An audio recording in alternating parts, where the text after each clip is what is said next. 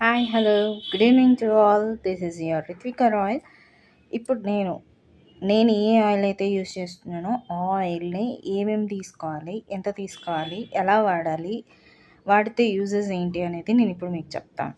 ఇందులో వచ్చేసి మెంతులు, అవిసె గింజలు, నువ్వులు, అలాగే మెంతులు వేసి ఆల్మండ్స్, ఇవి వచ్చేసి తమలపాకులు అన్నీ కట్ చేసి పెట్టుకున్నాను.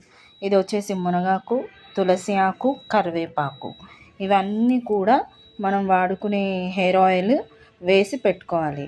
కాంచుకొని చల్లార్చుకొని ఒక గాజు సీసాలో కానీ ఒక ప్లాస్టిక్ సీసాలో కానీ పెట్టుకుంటే జుట్టు ఊడటం తగ్గుతుంది.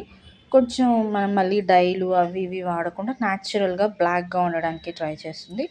కోకోనట్ ఆయిల్తో పాటు నేను ఇంకొకటి కూడా యూజ్ చేస్తాను, vitamin C capsule and vitamin E capsule and అలాగే క్యాస్టర్ ఆయిల్, ఇవన్నీ వేసి నేను పెట్టుకుంటాను. కానీ ఇది పెట్టినప్పుడు మనం ఏం చేయాలి అంటే కనీసం ఒక 2 days అన్న హెయిర్కి ఉంచితేనే దాని వాల్యూ ఉంటుంది. నైట్ పెట్టి మార్నింగ్ హెడ్ బాత్ చేస్తే మాత్రం యూజెస్ ఉండదు.